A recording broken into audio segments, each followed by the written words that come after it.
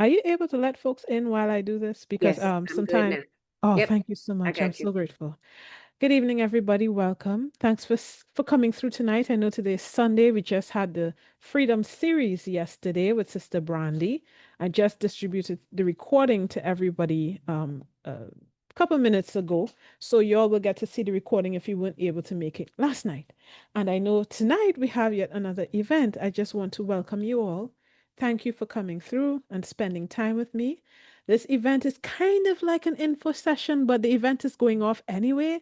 So it's just an opportunity for you all to know what's coming up ahead when we say the Freedom Framework. Some people might not be familiar with this event. It just got launched, and it's more of a long-term commitment, a dedication, because this event is going to last a little while. It's going to happen weekly on Sunday evenings because that's one of the days of the week that we have free. And I will be your host for this event. So it's going to be ongoing. And I just want to welcome you all here. Thank you for participating. So sit back, relax. This is about how you can get free through mentorship, the skills that you need to be mentored Articulate that to kind of freedom. pattern. All On right. Thank you, Sister Jara. So if you are here tonight, I assume that you're interested in what this is all about. And if you notice, you will not see my face tonight. We're just having a very casual conversation. I want to welcome you all to ask questions and answers. There's a Q&A section. You could talk, you could raise your hand. It's a small meeting, so we have lots of time for discussion. But I just want to show you all that we are going to embark on a very important journey. So basically, we'll start here. Oh, by the way, did you all see this picture? That's Mr. T when he was young. Isn't he adorable? So if you all are not sure who this young one is, that's Mr. T. It is that Mr. T and I had a discussion, and from that discussion blossomed something lovely. Mr. T told me, look, people are hearing me, but now I'm turning into Charlie Brown's mom. You know that wah wah wah wah, where he's been helping people to become free, but he's always been trying to figure out what it is that is stopping people from just just coming right over the hill. So from going from freedom and progress to actually free, why do the grand majority of people get held back? And then so we both deduce that there's something about his mindset that people need to learn. So this entire event is a journey into the mind of Mr. T. But what I've done is after a year and a half, over a year and a half of discussions, notes, situations, drama, peace, we have spent the time together to analyze what it is that gets in people's way, and I'm going to take what's in his mind, the message that we want him to share with us, but I'm going to take it and I'm going to put it out in a logical fashion such that you can document it and you can use it and apply it to your life. So it's when it's in somebody's head, it's one way, but when you put it on paper, it's probably much easier to digest for most people. So I'm going to continue now. I'm going to show you all. This is our new shared goal. This is what you all and I have in common when it comes to coming under the mentorship of Mr. T or one of his network leads. What we want is progress. But how to progress is the puzzling thing. So I'm going to tell you about me, and then I will find out about you through the next few slides. So, for you, those of you all who don't know, and for those of you all who are just getting to know me, my name is Crystal. I was born in 1988. That means I'm 37 years old. So I come from a small village in a Caribbean country, Trinidad, but I'm now a master trader. I'm a mentor, network leader, however you want to call that, in the Abacus. I'm based in the US now. So I help dozens of people from all around the world, including my home country, to learn how to trade. So I am using the DLTC to help other people learn how to trade and to free their families, just like I have become free.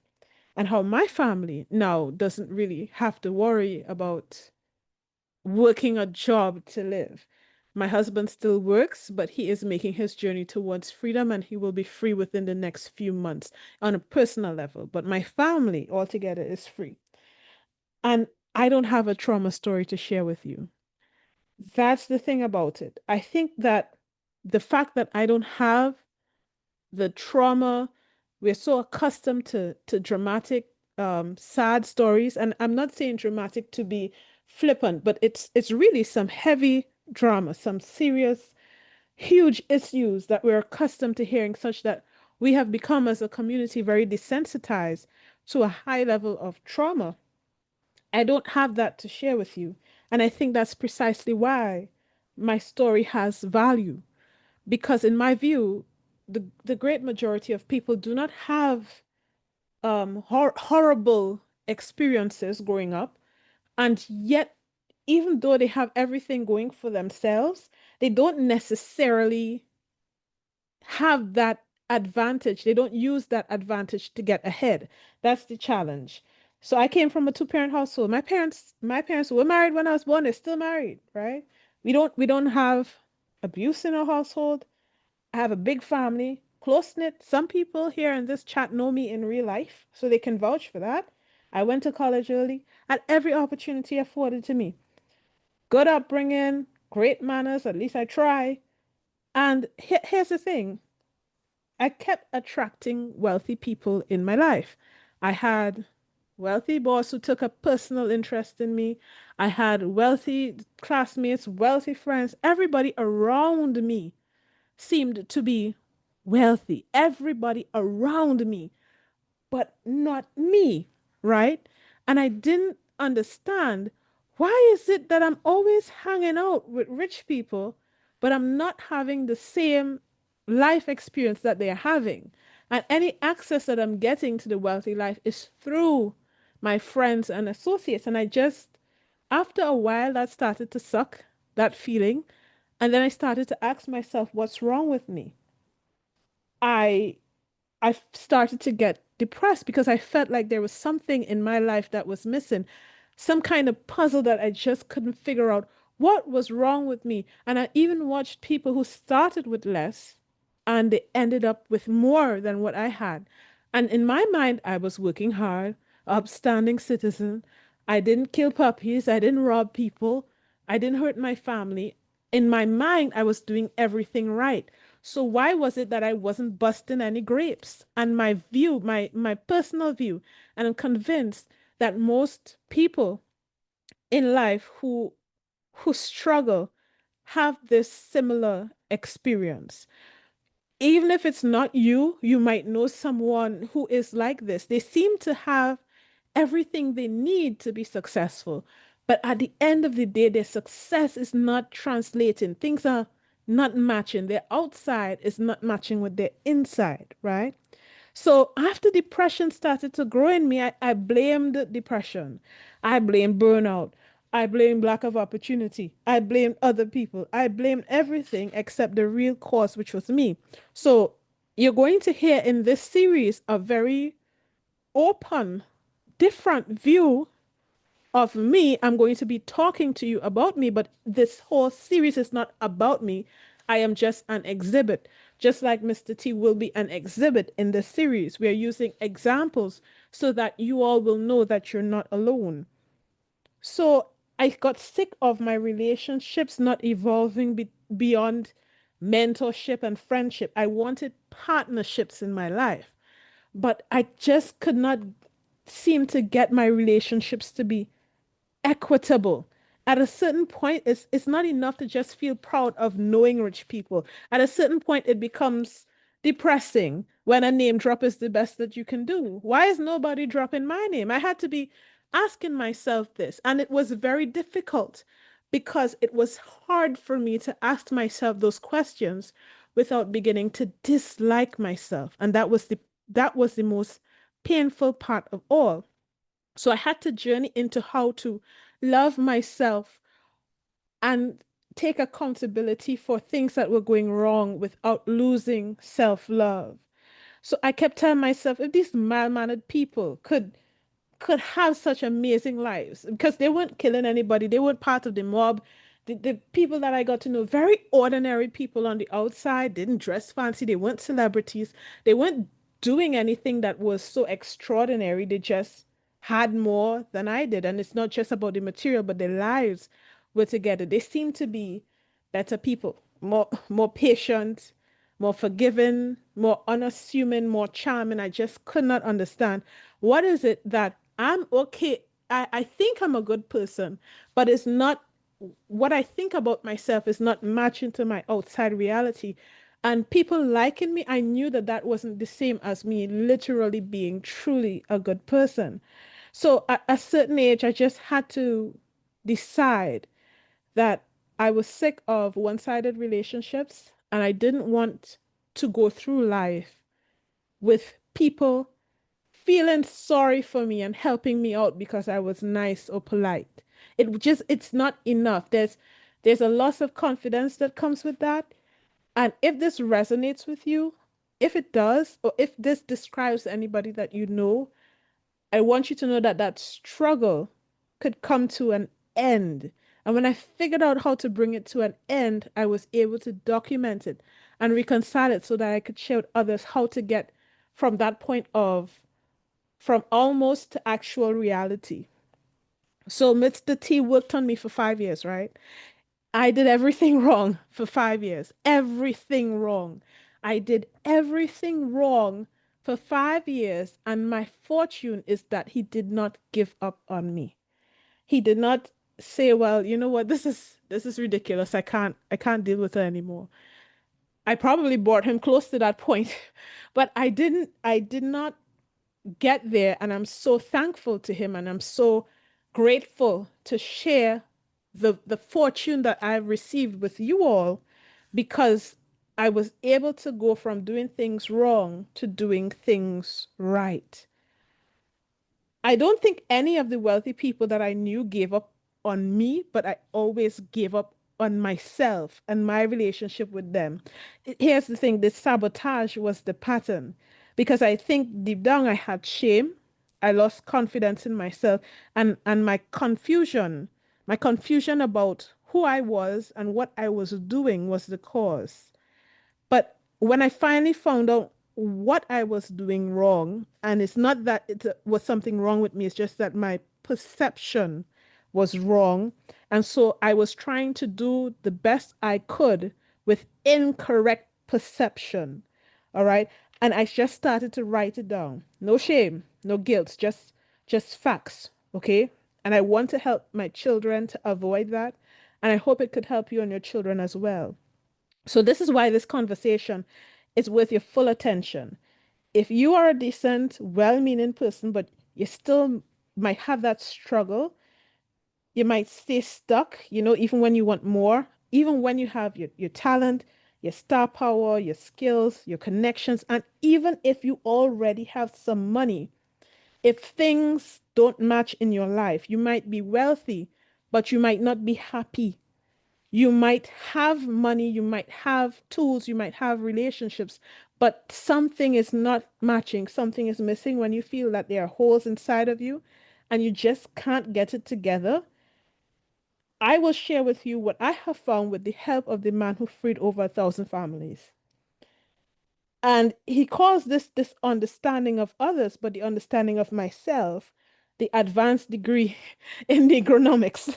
But it's really just human nature rooted in reality and not in theory. So it's not like where we're waxing poetic about the psychology of people, but we're using evidence to dig into why people do what it is that they do. And so I want to ask you, Mr. T, if you're willing to share what your experience was and why have you come to call it the black matrix? What patterns do you see that make something the black matrix as opposed to just the matrix? Good evening, Good everyone. evening. Thanks for inviting me.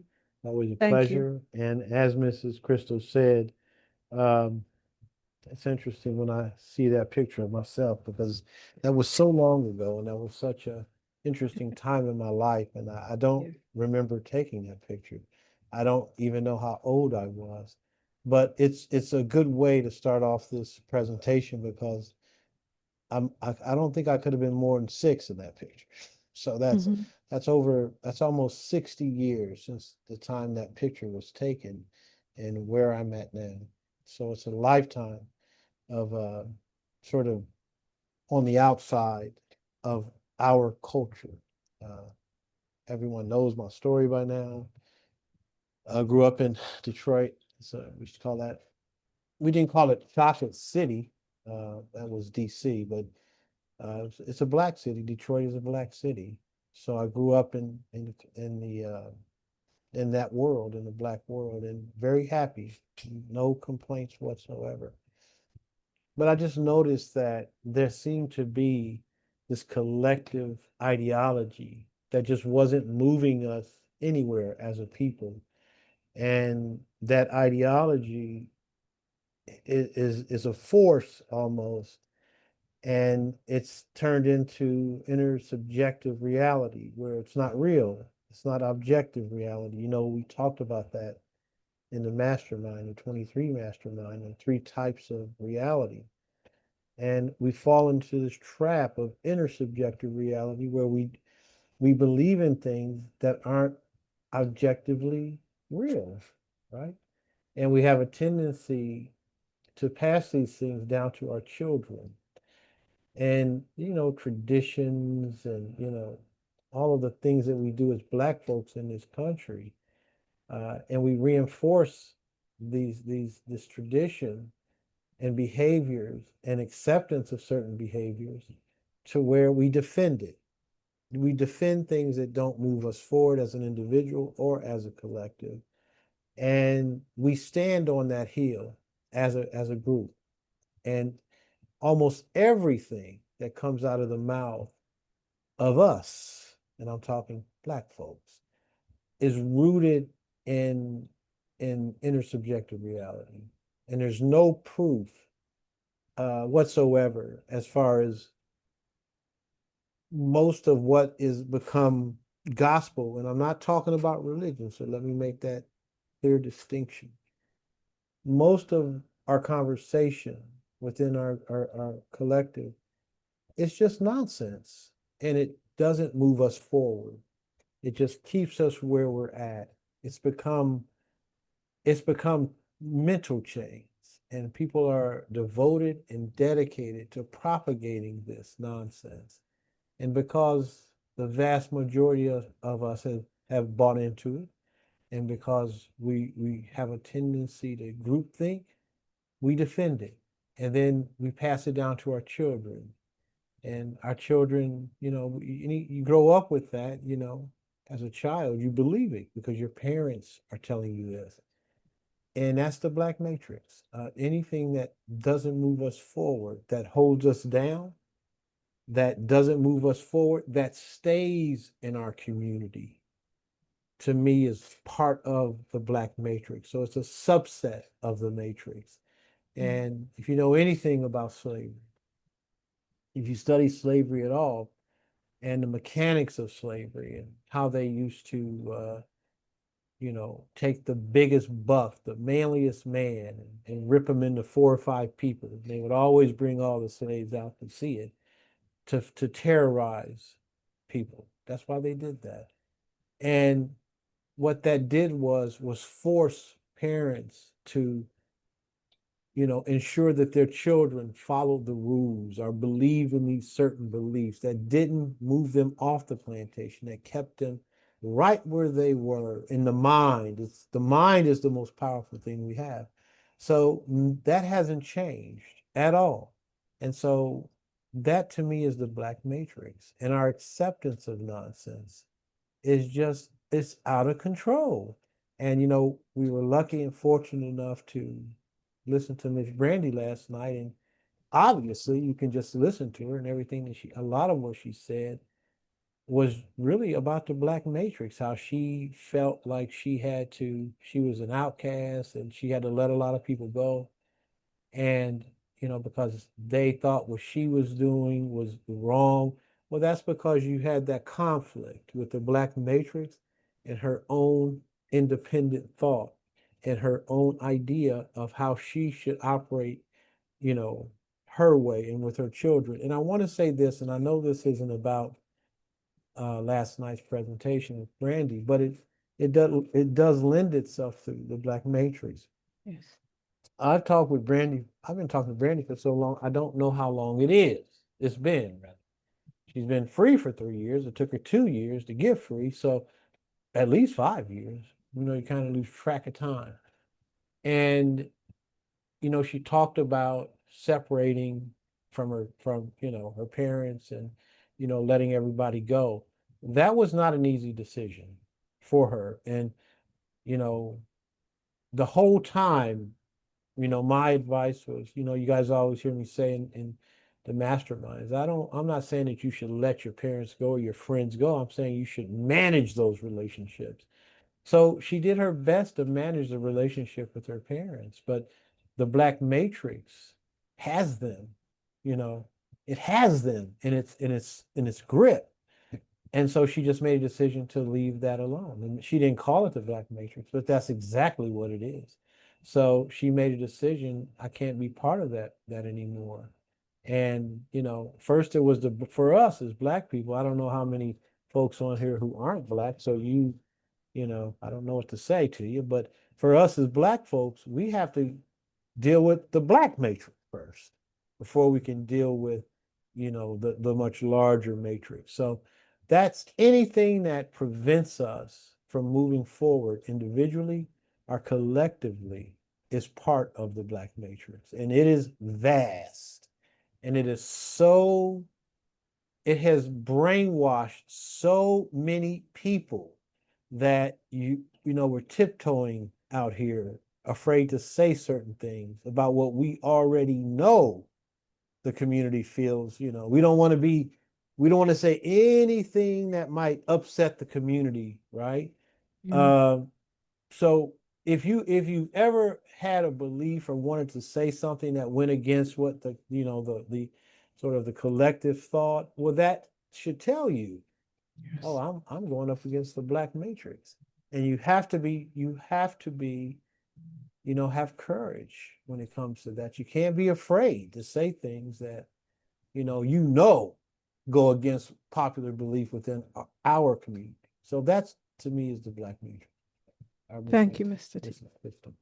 It's absolutely true. And I think that because of this inherent fear that we have of rocking the boat in so many ways in our lives, we hold ourselves back from shining. And if we are unwilling to shine, we are unwilling to impact others in a way that they really need us to help them. I think that it's very easy for us to forget that we are necessary and that we are on earth for a purpose other than to sort and please ourselves. And if your goal is taking care of yourself right now, that's fine.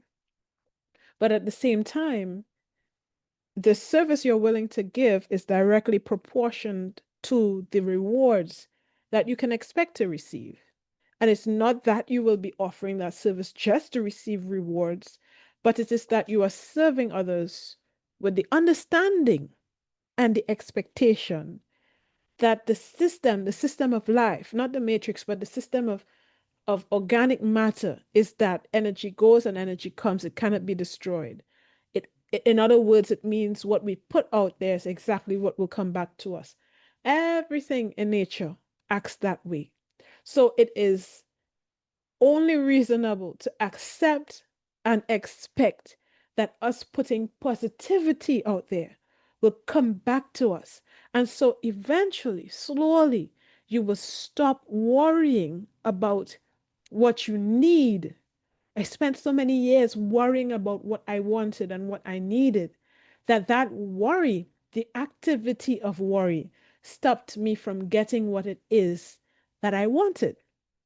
And only when I learned to stop worrying, and it's very easy to just say, stop worrying. No, it's a process. There are things that you need to do so that you can remove the natural reaction of worry from you.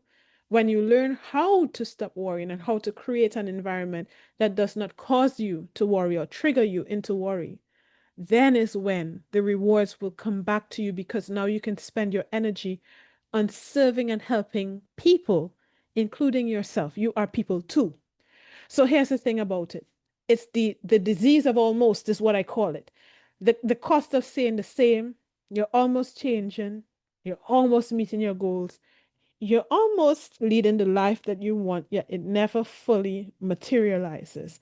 A lot of us are stuck in that almost loop where we get so close to getting what it is that we want. And that's the precise moment that we stop the momentum that took us right up to that point. It doesn't mean that you're bad. You could be capable, you could be well meaning, you could be driven.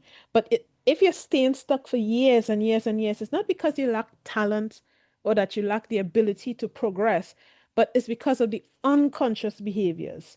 So this series is going to be uncomfortable, but in a very good way.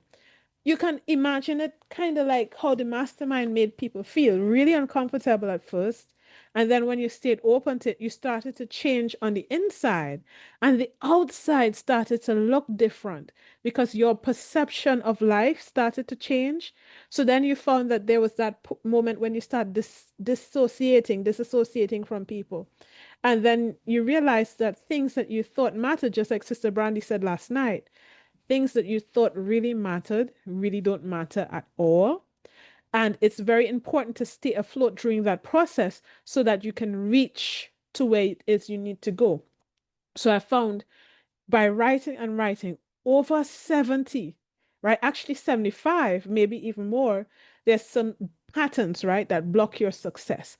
And during this session, we're going to take time every session, returning and naming them, shaming them, and causing you to stop them. Because when you can uncover the hidden behaviors that stop you from success, then you can stop what blocks you and you can progress. So it's if you're looping and looping and looping, doing the same thing over and over, like slipping back into the old behaviors that keep you stuck, that stop you from succeeding. The habits are not just your actions, but also the way you think. And then the goal now, you will stop the cycles of frustration and you slowly start to build the success that lasts. So let me name some of these hidden forces. If you have an idea and you think that the idea is great and you haven't executed it and you kept that idea in your head, right? You are keeping it close to your chest. You're not telling anybody because you think it's such a great idea. And then you go out there and somebody executes the idea, you end up feeling so deflated. And in your mind, you felt like somebody robbed you, like somebody jumped into your mind and stole your idea. You feel almost like they're imitating you, even though you have not done anything to show the world the proof of the idea that you had. This is one of the sabotage points that you get when you're working on the mentorship and when you're working with others who are being mentored. So you kill your momentum instead of moving on to another idea or going ahead and executing the idea that you had because you don't want to look like an imitator. So if somebody beats you to the punch on an idea that you had, the fact that you won't go ahead and execute what you were planning to execute is a force that is blocking you from progress because you're more worried about how people perceive you. You rather not run the race at all than be second place to market, even if you could do a much better job than those who went on first. So that's a blocking behavior. Here's another one. If you if you were planning to do something and if your mentor tells you to do it while you were planning to do it, now you don't want to do it just because somebody told you what to do, even though you know that that is what you're supposed to do. If your mentor tells you to do it just because you've received instruction, you know say, now I don't want to do it anymore because you it feels like you're being controlled even though you had all intents and purposes of doing it. That's another success blocking pattern. Here's another one. If you tune out when you realize that the person you're talking to is not as traumatized or more traumatized than you're used to, that's a blocking behavior because it means that you think that only people who struggle are real, that peace, flow, ease, and advantage have no inherent value. That's another way that you can end up blocking your own success. So here's what. After we remove the things that are bad, let's say we name all of the blocking points, and then we say, okay, we're going to write these down, and then we're going to stop doing them. You need to fill back that hole of behaviors and thoughts. You need to learn how to love yourself. You need to learn ways to love others. There, there are over 24 different types of respect. And smiling and being sweet does not exempt you from being disrespectful. And when you learn that you can be unconsciously disrespectful while meaning well, you will be able to address the behaviors that are disrespectful without feeling like you're a bad person. There's no need to beat you up, no need to beat yourself up. But there are some behaviors that we unconsciously have, we culturally have as a community, and then we unconsciously have it because this behavior has been all around us during our upbringing that makes us unexpectedly disrespectful to our mentors and to our core students underneath a mentor. So you need to learn to love yourself and a way to love and ways to love others. And then you need to be able to maintain your purpose as you continue to realize your goals. This is another blocking behavior. You have a goal, you meet it. Let's say you want to lose 100 pounds or something, and you go hard and you lose the 100 pounds. After that, you feel like life no longer has meaning and everything else starts to get lax around you because now you feel purposeless. Or if you're called on to do something with that success, you don't have the same momentum, the same joy that you felt in actually achieving that goal.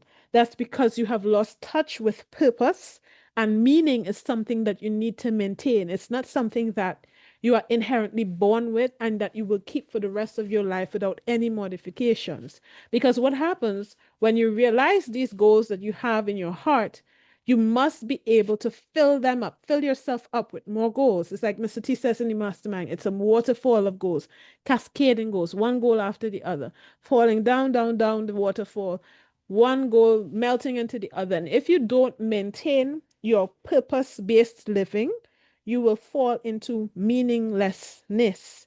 And then you will start to sabotage everything around you so that you can create tension, and that tension is necessary for you to be successful. So you need to find a way to keep meaning. You have to analyze yourself, you have to correct yourself, and ways to stay in control of the things that you do and the things that you think. And then we will show you ways to pass these skills on to others, whether it to be to your own mentees or to your children or to your friends, your loved ones, your spouses, ways to pass that on. And then you have to use this experience here to build wealth. Take notes and make your own program so that you can build wealth, grow your own networks, mentor other people. This is monetizable. You can mandate to your successors to keep this going. This is not something that you can just write down, put in a book, and then put the book away so that it can get dusty for the rest of your life. Take this opportunity to monetize what you learn here and share it with others for the benefit of yourself and your family. That's what it's for. And so this is how these patterns play out in real life, right? So if you have your business, the income is stalled, your trading is not profitable, your creative projects are getting stalled, these are all symptoms. If your confidence is affected, if you're second guessing yourself, if you feel behind all the time, or if you avoid the environments where you could be compared to other people, those are symptoms as well. And if you waste, months and years, just like I did, chasing the same goals, no real progress, and you're getting burned out all the time, burning yourself out, but not actually getting the results to match that feeling of burnout, that's symptoms again. Your relationship will suffer. I used to have friction with people I admired all the time. I would mistrust people who gave me direction, and and I started to build a reputation of being hard to work with. All of these were symptoms, right, of sabotaging behavior. Our influence, it matters. So your network growing, it affects your influence, right? If you have a small network, that's fine. But if you don't want a small network and you want a bigger one and you can't seem to grow it, that's a problem. Fewer people willing to share opportunities with you when you routinely, get passed over. And that's a problem as well. So basically, the doors, when they're quietly closing all around you, that's exactly why you should care about what it is that we're doing here and show up every Sunday so that you can turn that around for yourself. So here's what. This is one thing I really want to say. Even if your goal is just your own success right now, that's totally fine. Every pattern that diminishes you also keeps you from creating the kind of life where others naturally want to work with you, they want to help you, and they want to open doors for you. Okay. So here's what changes, right? I'm going to run through this now. Here's what changes when you work through the system. You're going to get stronger follow through. You're going to get mindset shifts, they last, right? And then you get that consistency. Your results compound, compound, compound. You get real financial stability that your emergencies cannot remove that stability, right? And then your relationships, they become easier. And then you have that self-confidence, a quiet one. Nobody could take it away because it's built upon the proof of your own success. Okay. So basically, what you want is to reconcile your past, including all the mistakes and the failures that you have made, because they're no longer a reason to be ashamed, but you use those as tools for success, and they're chapters in the story of your life. You find new levels of energy to achieve creative work, right? You no longer stop by the excuses, the writer's block or the creative blocks, and life events, even events like death, where usually death would, even if not our deaths, the deaths of others that we love.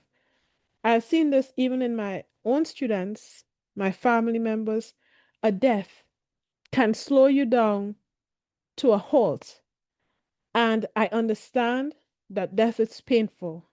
And this, it's hard to say this because I'm trying to maintain all sensitivity. But if death stops you from doing what it is you need to do to have that meaning and purpose and forward momentum in your life, then you need to build yourself up such that death does not stop you, even if it temporarily slows you. You have to be able to learn how to transmute pain. This course will help you to learn exactly how the steps to go through when you're going through something painful like illness, death, loss. Okay? You can actually learn how to turn pain into action, and that is when you really begin to live. Okay? So that's what this whole course is about, and I want you all to know how long it lasts. 32 sessions. At least. Maybe means it could be longer. Okay. So, this is one thing I want you all to know. The session begins next week, Sunday, at the same time. And it lasts about this length of time, maybe an hour or so, if so much. But it will ask you to show up every Sunday for the next 8 months plus. If it lasts longer, then it might last a couple of weeks longer. I'm not going to rush this because this session deserves the honor of us taking our time. So basically, what I'm saying to you is please do not commit unless you are sure that you can follow through. Of course, all of the sessions will be recorded, but this is a commitment, just like the mastermind was a commitment, just like trading class was a commitment. It's something I'm committing myself to. I'll be here for the next 8 months, and you need to uh commit to be here as well if this is something that you want to do from next week onward. All of the sessions will be recorded, and this is my open invitation to you to join us. So if you've circled the same problems long enough, this process will not let you hide from the work. So you have to be ready to begin without hesitating and with the full belief that your life will improve. Now we have an open floor. Do you all have any questions for us? I am going to put the link in the chat for you all to begin Oh, the commitment is $40 total. It covers all 8 months plus. So 40, I think it's 41.50 with the stripe fees, 40 or 41.50 total for the entire series. The reason why it's priced so gently is because I don't want money to be a reason why anybody can't access this course. So it only covers basically the cost of the gift that I will send to you all in the mail. So basically, I'm doing this next almost because it matters and because it's time for us to be able to grow beyond just following instructions. How can we take that ability to follow instructions and make real change? Any questions or comments? I'm looking to see in the chat if you all have any questions. Let me check that chat. And Mr. T, I'm really looking forward to starting this event. I know that I don't know if you all are aware, but Mr. T has lost someone while he was building the abacus as well. And I don't know if you're willing to share, Mr. T, how passing has affected your momentum or what you had to do to not let that momentum stop. Sure, sure, not at all. Thank Yeah, you, Mr. my mother was diagnosed with cancer in 2014, which, believe it or not, it was like 5 months before I started the Abacus, Wow. and and it was her second occurrence of Mhm. cancer. So the last time she was diagnosed with cancer, it was stage 4. So the doctor, her oncologist, told her that with treatment, you might have 2.5 years left. And it was almost exactly 2.5 years. And Mhm.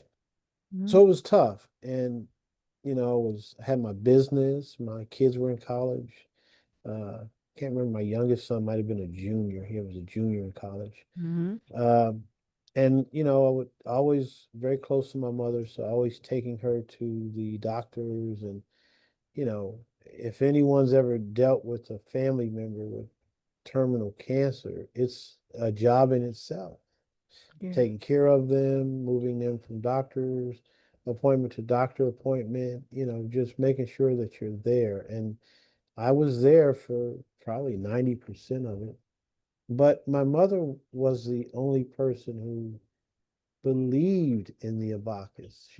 And she would always encourage me to just keep at it, don't give up. She really believed. So it was very difficult. And in 2016, my mother passed on.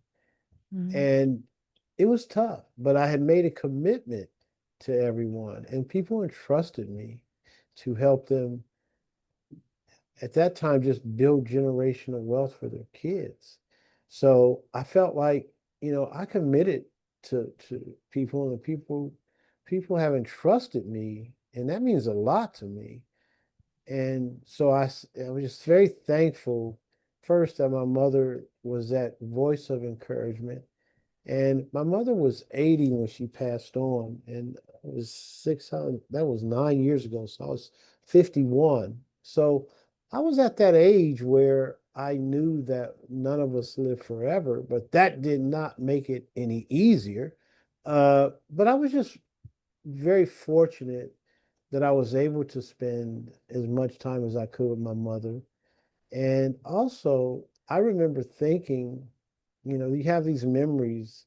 She was at the hospice there at the end, and I was just up at the hospice looking out on the mountains. I lived in Colorado Springs, Colorado. There's a 14,000-foot mountain right there at the base of the city, and there's always snow on top of that mountain. And I was just looking out, the hospice was probably on the 6th or 7th floor, and just looking out on a rainy day. And it was in July when my mother passed. And I was just looking at the mountain thinking that, my mother's not going to be here anymore. And I lost my father when I was 9. So this was it. This was sort of the end as far as having any of my parents, still around.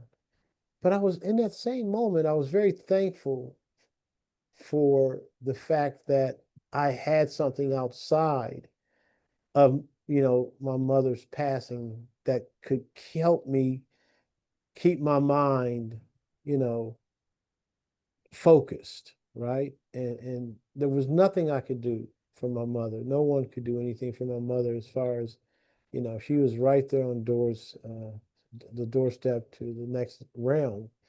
And I knew that. But I was very, very thankful that there was something else that I could do that was meaningful enough to me that I knew that she would want me to do that. See, when you have parents to die and you have loved ones to die, it is tough, no doubt. But you have to remember they wouldn't want you sitting around paralyzed by their passing. They would, of course, understand, the grieving process, the depression, but your mother or your father, they want the best for you. They want you to not let anything stop you and to continue on your path and with your goals. So my mother, she told me that during her 2 years, 2.5 years, once she was diagnosed a second time. So we had an understanding that I was going to do everything that I could to make, her last years as pleasant as I could, and I did. But Thank she you. was very adamant for me to not let her death Mm. slow me down. So, and I was very thankful and grateful that there was the Abacus. And I understood that people were depending on me. So I take that seriously. So I never want to give people a reason not to believe in me. So that's very important. And I've told people this all the time. You guys have heard me say this, that when people are looking to you to help them, well, they're investing in you too, right? I'm invested in them and they're invested in me. So we have an understanding that we're both going to be here for each other. And I just didn't want to do anything to to give people a reason not to believe in me. So I've always been like that. And so it's important. I'm trying not to go down any rabbit holes like I have a tendency to do.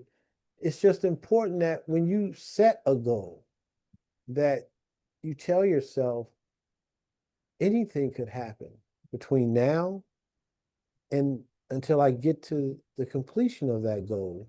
Anything. I could die. You guys have heard me say, I could be gone tomorrow, but I'm going to do everything I can today to reach my goals. So it's very, very important. And I think that's, once again, part of the Black Matrix, because we don't have these type of discussions. And, let me just stop right there. I think I've gone. I don't want to dig any new holes, so I'll stop right there. Hopefully, you got enough from me. We appreciate every hole Yeah, you dig, Mr. yeah. T. And I could tell you all, I would love to hear from anyone in the audience if they have had to pass through loss to learn how to trade. I can tell you all um, that Mr. T knows this because I called him the night before. We lost a child in November, and that day that I lost the child, I I cried and I traded, and I cried and I traded. But my family, they were very sympathetic. They were very helpful and supportive. But they also just suggested that, how about you just come home for a while, take a break, take a little time off, bring your son, just come and just take a break away from everything for a while. And while I really appreciated that, my parents, they had open arms and everything, um, I could not stop what it is I was doing. I had just 4 students at that time. My network had just begun to grow. And I saw every one of those 4 people as important. And at the same time, we lost a child. One of my students lost her grandmother, which was kind of like a surrogate mother. You all know how sometimes people are kind of raised by their grandparents rather than their parents due to whatever reason. So that young lady felt very broken. And my regret is that I didn't share with her that I was going through not this a similar, but also a loss, and that she wasn't alone. I think that in hindsight, she felt very alone. And eventually she dropped off. She was no longer able to continue. And I felt for her. And my one regret was not sharing that painful situation with her. It felt so raw at the time. I felt like I woke up every day wondering if it was a dream or if it was reality. It was very, very painful. The loss left some depression there. But even through the depression, I just had something inside, and that was the beginning of my transformation that I could not give up. So I went on the fridge and I wrote, I love you, baby. And I made a decision, a dedication to that child whom we have wanted very much. And I said, if you ever decide to come back to me, life will be different. I will be ready. And we will do our best to bring you here and we will take care of you. And transmutation is when you take base and turn it into to gold. After that, I started the sales machine. For those of you all who may not know what that is, it is where it's our business accelerator within the Abacus, which I got up every night, and I built and I built and I built. It started with a bundle, but that loss drove me because I did not see that losing someone and then falling apart was a good way to honor them. And I understand that because the pain could be so hard that you fall apart, but you have to be determined to put yourself back together. If you can't do it for yourself, do it for them in their honor. I remember the night before we we um we lost our child. I was on the phone with Mr. T and I told Mr. T, I don't feel well. We are expecting and I'm sick. And I don't know if we can complete this this this pregnancy. I didn't know. And Mr. T is my trading mentor, but I didn't really know who else to talk to from an outside perspective because my family, due to loving me so much, was so sympathetic. I did not have the objective viewpoint to help me push through this. Like the Matrix encourages our loved ones to do, they will help us to fall apart and they'll be there when we land in pieces. But very rarely would you have anyone who can help you to push through pain whole.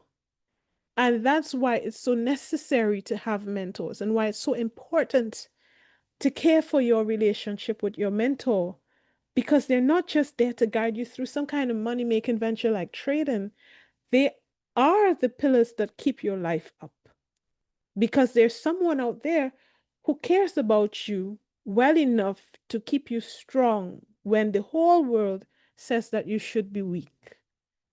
And that's why I think that this session, this thing is sent, not just made, but sent to help us to be strong and be whole as examples of strong people that the world needs to see strong people.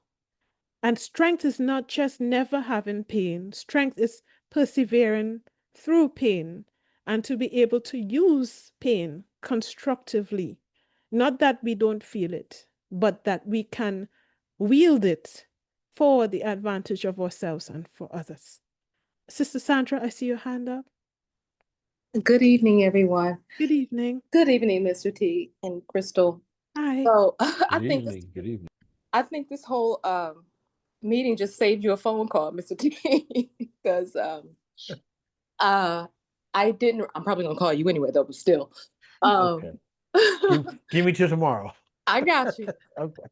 Um, I didn't realize, or maybe I did, but I didn't acknowledge how much death has impacted my trading and my moving forward with my goals. So I started doing the mastermind last year in Yeah, the early part of last year before DLTC 4.0. During that time that I started listening to the masterminds, a year before that, I was dealing with the death of my in-laws, my daughter's grandparents, her only grandparents, like who were close, who was a major support system for myself as a mom.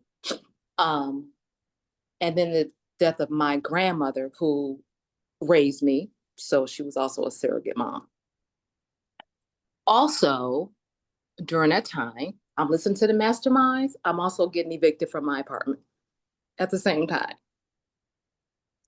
I'm still listening as I pack it and trying to figure out where me and my daughter are going to go, while also living with the fact that I don't have a major support system anymore. And ever since then, it's just been like an upward slog. And I feel terrible because I know that I haven't been showing up the way that I feel like I'm expected to in not just in my trading, but just in the DLTC community, period. And it's not because I don't want to, but yeah, there's part of me that feels like a fraud because I'm not there, but I want to be there. But there are all these other things, which yeah, are distractions, but they're heavy. And I couldn't figure out why. Like, why isn't this working for me? Yeah, I'm a nice person, but I'm intelligent. I have drive. I know what to do. I'm not stupid.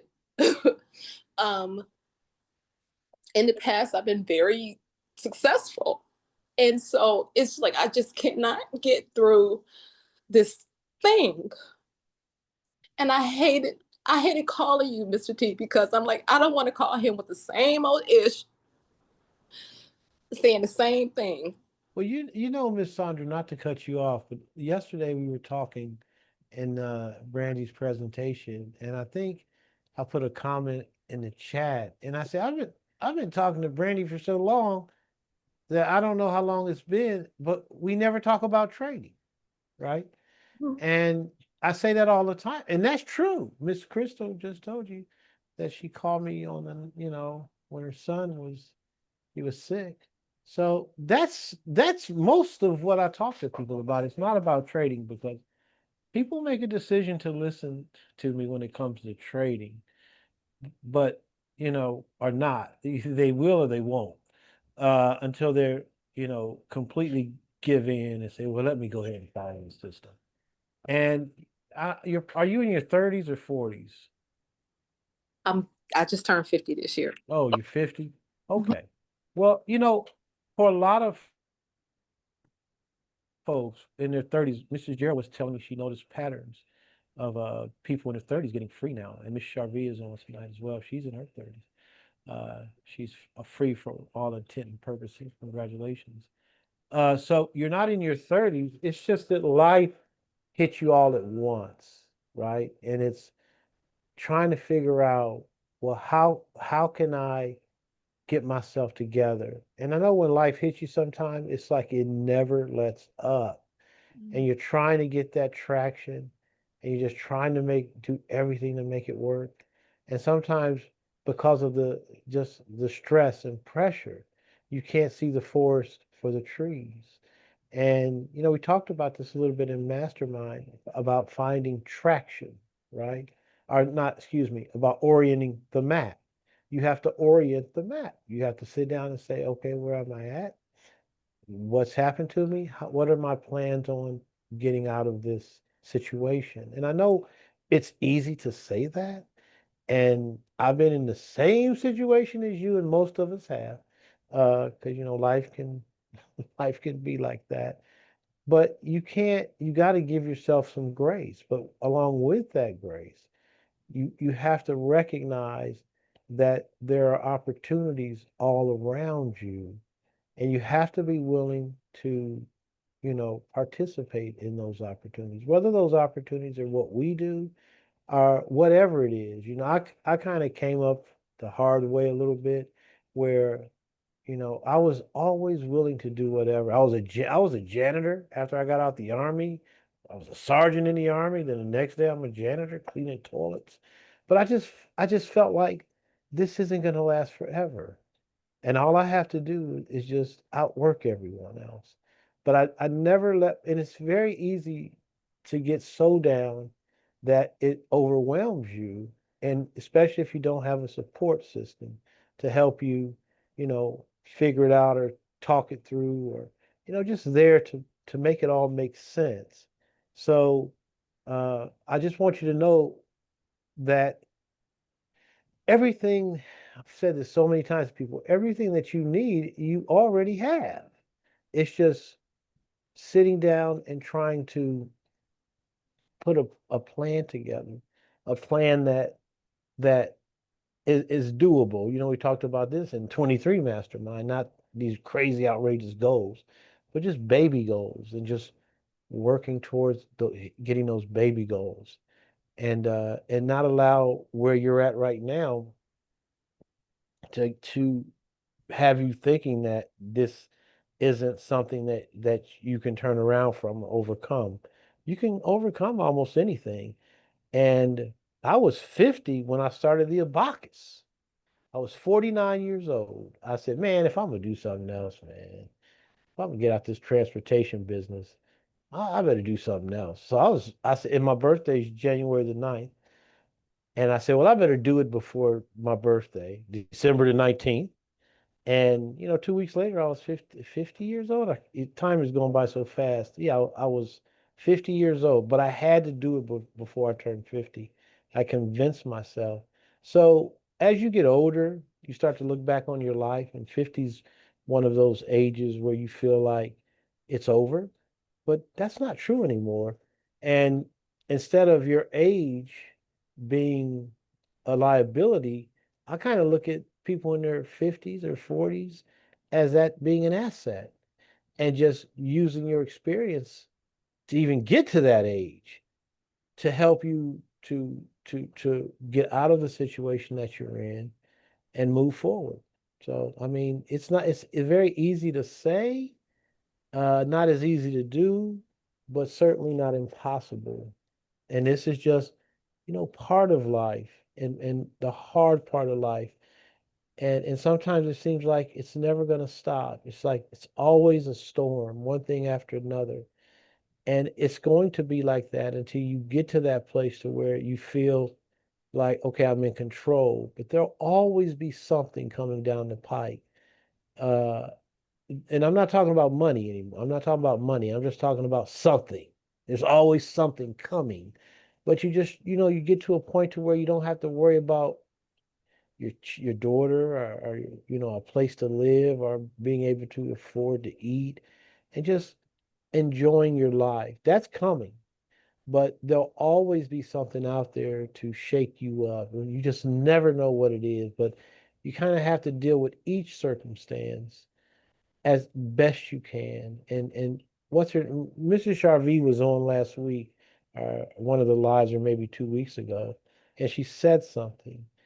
And she said, I forget what the question was, but she said, I'm just going to figure out a way to make it work. I forget what she was talking about. I don't even think it was trading. I was probably being, stuck in GameStop or, going from options to hard shares. But she said, I'm just going to figure it out. I know that I'm creative enough to figure it out. And you have to develop that part of who you are because you are smart enough and you can figure it out. But you have to believe that you can figure it out first. And then you just have to sit down and slowly work your way through it. So, a lot of times with people, we have these discussions and presentations and classes and lives and masterminds really try to take some inspiration, not necessarily from me because I am like Charlie Brown's mother by now, but from other people. And just know that other people are going through it too. But they just believe in themselves enough to tell themselves, I'm going to get through this. I'm going to get through this. Uh, and be willing to do whatever it takes to get through it. I kind of grew, like I said, I grew up in a different from most people, but I always admired uh, people who were willing to do things that society frowned upon in order to get things that they had to have to make sure their kids were okay. And a lot of times that's single moms. And single moms would be out here doing all kind of things that they don't want to do in order to make sure that their kids eat and have a place to stay. And while the whole world may look down on them, because I've been there and seen that, I always looked at that as like a, to me, was like a badge of honor because they're willing to do whatever it takes to make sure their kids are okay. Now we live in a different world. There's all these opportunities out there now. If you have a car, there's all these things that people are doing with their cars.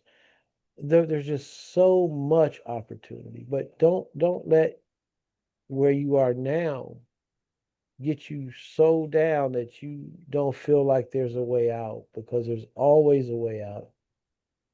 I it's funny because this is the first time I actually said I was 50. But because I don't think about it. I don't think about it. I just know where I am in life. I have an 11-year-old and I'm homeschooling as well too. So I think about how I can maximize my mentorship, my mentoring with you, um, to get me where I need to go. Well, here's the thing as a mentor who's, and I'm very grateful and appreciative and thankful that I've helped so many people get to where they need to get to. I feel I'm more excited for them than they probably are for themselves. So, and I've been doing this for so long that, of course, I have confidence that I can continue to do it because nothing's changed with me. But when you're dealing with, especially me, when you're dealing with a mentor, and I'm talking about myself, you have to be willing to take their advice. You have to be willing to listen. Now, there's people on here tonight who I'm very upset with, and they know who they are because they don't listen to me. So you have to respect whoever that mentor is enough to listen to what they're telling you. And you don't have to like it, right? You don't have to like it. You have to have trust in that mentor that he or she knows what they're talking about, or he or she has your best interest at heart. I'm not the kind of guy, and this is why we're doing this, because there's always people who got free through my mentorship. Whenever we do anything, they're on tonight. You have to be willing to say, I'm going to do that. I don't necessarily agree with it. And, I'm always willing to listen. Uh, but you have to be willing to take that advice and go out and do things that you may not want. And I've told people maybe it's time for you to switch to hard shares. I'm never going to tell you you need to switch to hard. I want to say maybe it's time for you to switch to hard because it's not about, we've said this, we've built such an incredible system that it's not about what you do as far as how fantastic of a trader you are. It's about really, can you help other people? Because if you can help other people, you will always have a ridiculous amount of income that allows you to live the type of life that you want to live and makes things much easier for you and your daughter. But if you get stuck on doing one thing the way you want to do it, and I'm not necessarily speaking to you, literally, it's just, this happens to me every day. You have to have faith, and you have to match that faith with work. And things usually do actually work out. It's not overnight, right? But things usually work out. But I get a lot of people, they call me and they want me to talk to them, and I don't mind. That's what you're paying me for, and I want the best for everyone. But what I tell them goes in one ear and out the other because they've already made up their mind what they're going to do, and I said this, man, for years. When you're talking to me, you have to sort of compartmentalize and say, this is the man that's helped people become millionaires. So that has some value, or at least it should. So I'm going to listen to him, right? This is a man that grew up homeless and, all that old trauma stuff that Mrs. Crystal was talking about, and managed to free his whole family. So obviously, I'm sure he can help me as he's helped many other people. You have to really believe that, and you have to sort of give up some of that control and identity that we like to hold on to as individuals. Um, and that's tough for people to do. It really is, because no one likes being told what to do. And I just advise, I don't tell people, because that never works. So I just want you to know that everything is achievable. You just have to really be willing to believe in yourself, to believe in what we do, and you can really keep everything in house. You don't even have to go out of the system to get to where you want to get to. So, but you have to make a decision. You got to have a plan, I guess, is what I'm trying to say. But like I said, I mean, I'm always here. I mean, every time you ring, I get back with you. So I've never said, "Oh boy, here comes Mrs. Sandra." I've never not gotten back with you. So, but you probably should just make a plan, and just, understand that it could take you a minute. A minute is a black word. It could be a year, it could be 3 years, but you have to get on that path and stay on that path. So I don't want to take up all of Mrs. Crystal's time, because Well, Mrs. C, this is the open floor. okay, So people are welcome to share parts of okay, them that they have had to find their way through, because I know that it I just, it struck me when Sister Sandra said an upward slog. Life feels like that a lot for so many reasons, and all I can ask you, Sister Sandra, is do not let your intelligence accuse you of being unworthy. Don't let your ability to see what should be happening for you also bring you down. Grace is hard to come by when a person can see all the reasons why they should be somewhere that they're not.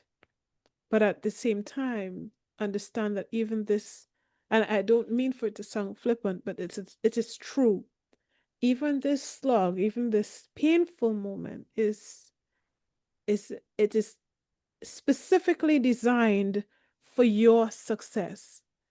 It's specifically designed for you, because nobody else but you could handle what you're handling right now. It's literally tailored as a chapter in the story that you can use to uplift and empower yourself, your daughter, your loved ones, anyone who is mentored by you. Your specific story has value, even the moments that suck. And so, as you are going through this moment, as you are experiencing this, and mentoring and doing your skills, never think that you are unworthy of being a mentor. That is absolutely untrue. As you've heard Mr. T just said, he went through all types of things. But the difference between someone just suffering and someone turning that suffering to gold is belief in themselves, that they are worthy of a good life, regardless of what life looks like right now. Your outsides will have moments that it doesn't match what's within you, but that's just the ebb and flow of life. Please don't incriminate yourself or accuse yourself of being unworthy. You are worthy, and you are valuable and highly valuable. And those people who come to you for mentorship, there's a reason why they have chosen you above all other people. You have the recipe for their success. You already have what you will be able to use to take others to greatness as well as yourself.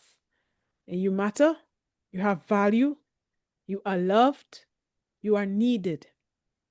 even though it sucks right now, just don't lose sight of that fact that you are loved and that you are needed. You are needed by many, many people. So I hope that this has been a moment for you to express yourself, that you found some kind of healing in this as you get ready for your call with Mr. T. And yes, you're very welcome. It's my pleasure. And thank you for sharing. I know it was not easy to do so. No, this will be the last time we talk about how old I am. I'm a lady. You're young to me. You know, 50 is not old. 50 is a It's great age. it's funny because in my head I still feel like I'm in my 30s. So So do I. yeah, That's good. Yeah. I'm gonna stick with that. I'm a I don't talk about my age. Okay.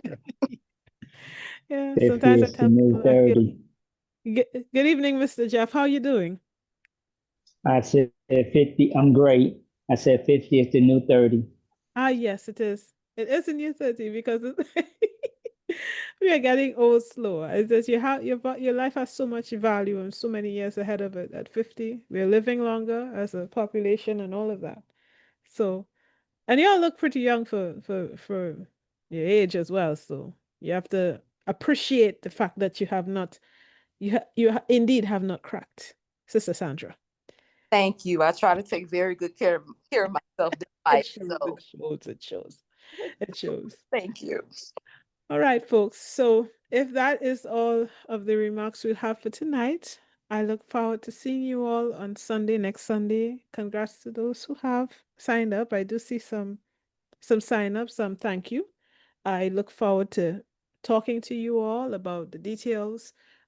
Next week we're going to go right into the mentorship pact that you make, the relationship that you've decided to get into when you are being mentored, and what is actually expected of you as opposed to what people often think is that they often expect of themselves. It's not probably not what you think. So what's expected of you as a mentee? We'll get into that first thing Sunday evening next week. Thank you all so much for coming through. Mr. T, thank you so much for your Oh, yeah, company. absolutely. And thanks to everyone who showed up tonight. I Thank appreciate you. you. Thank you. Thank you very much, Mr. T. And for Oh, everybody who came tonight, thank you, Sister Sandra, for sharing. Thank you, everyone, for coming on tonight. I look forward to seeing you all on Sunday. Remember, if you're going to commit, it's going to be like 8 months. Thank you all very much. Have a wonderful evening, everybody. Thanks for attending the premiere. I appreciate your company and your support. Thank you. See you next week, Sister Jamaica. Thank you. Goodbye, everybody. Bye. Thank you. I'll post the recording for this tomorrow morning, so you will get it in your email. Thank you, everyone. Good night.